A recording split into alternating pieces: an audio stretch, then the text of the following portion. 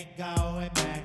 Not gonna buy into all that. Hey, ain't gonna hide. Gonna let all the fears slide. Got Mother Nature is on my side. Got all of the loving growing inside. Hello everyone, welcome again to the New Now. Really wasn't going to do a video today. I was kind of taking it easy on a Saturday for myself, feeling out what was going on in life, sitting around considering some of the news I've been hearing and some of the movements that have been moving and some of the other ones that have not in relation to the challenges that we all know about are going on in this world. Watching some videos and some of the discussions. And what really came across from my heart to feel about is, what are you willing to do for your freedom? I mean, it's a topic I think we all have to sit with. What are you willing to do? What are you willing to give up? What sort of stresses are you willing to put up with? What sort of challenges? What are you willing to lose? What are you willing to gain? What are you willing to put on the table? How free do you want to be? In so many ways, so many of us dislike one thing or many about our lives right now. It could be the viral limitations that are put on us, could be the monetary squeeze that many are feeling, could be the physical lockdown, so to speak, of not being able to move how they would like. I guess we're coming close to the so-called holiday season, where people would generally get together with family and friends and have fun. Some parts of the world it's still possible. Some parts of the world it seems less possible. Some parts of the world it seems impossible. And I guess for some people who aren't paying attention to it at all, anything they want is possible. So what have you given up to find the impossible and make it possible for you in your life? I mean, honestly, if you're going to move from one place to the other, you have to be willing to give up something. There has to be a challenge. There has to be the risk, right? There's no risk without reward. It's been said. You could say it's a gamble, but really, you know what you're getting if you stay where you are because you've had it from before, right? And if you want to go somewhere new, it has to be something new. So literally, by definition, if it's really new, there's a challenge in that you will lose something of the old. And from the old, you can look at yourself now and decide what it is for you that is currently current, and you don't mind if it gets old. And a lot of that will be stressful. A lot of that will be challenging. There could be some deaths involved: death of a job, death of a relationship, death of a monetary stream, death of a comfort, death of a living quarters, death of a situation where you're maybe dead to a country and you're moving somewhere else.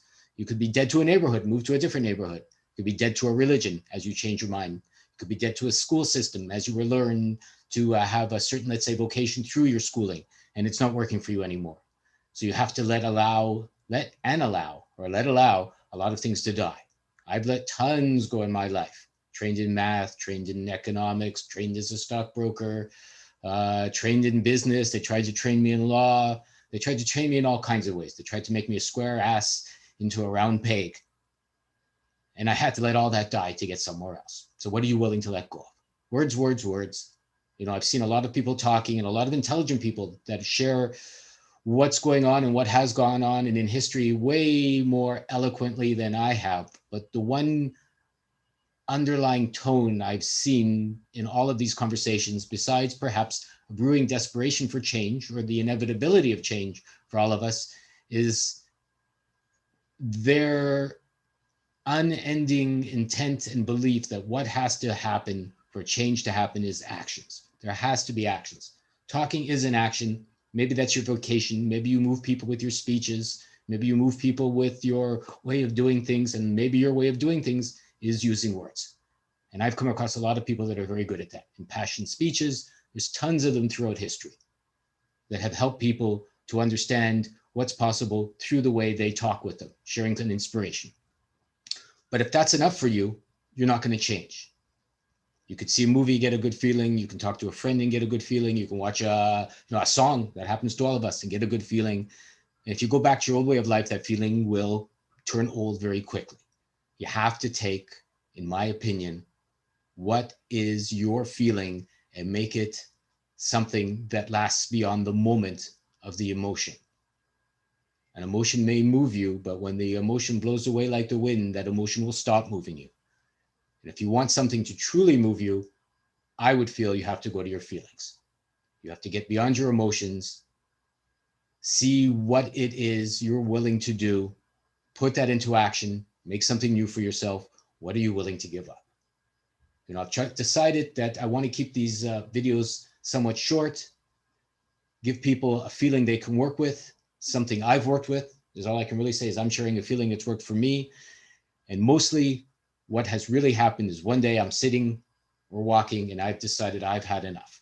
I have to do something. I must do something. If I don't like something in my life, I must change. I must rearrange. I must act different. I must be different. I must go somewhere different.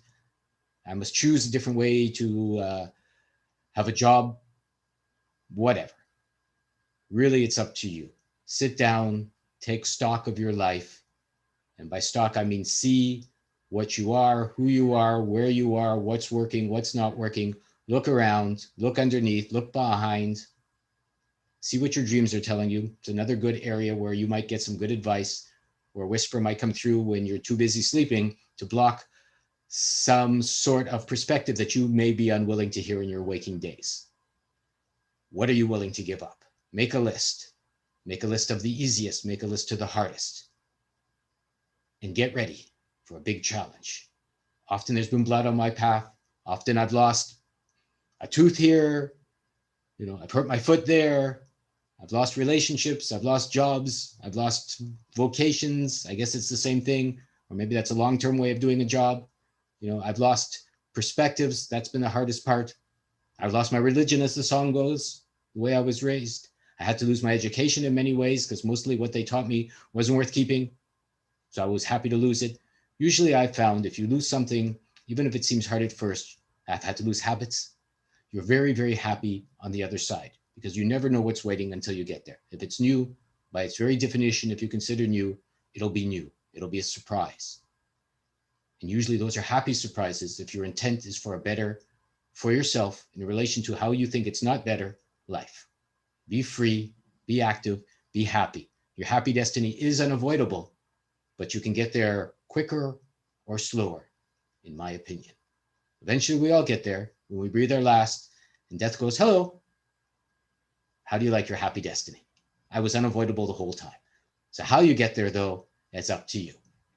I'm Lorenzo. I'll leave some links below, some suggestions, some books I've read, maybe some videos I've watched over the last little while that helped me to come to where I am today. I appreciate your time. Thanks so much for coming. I love you very much. Please come again. Can't make me lie to my heart. No one tells me where I should start. Freedom first is what I say.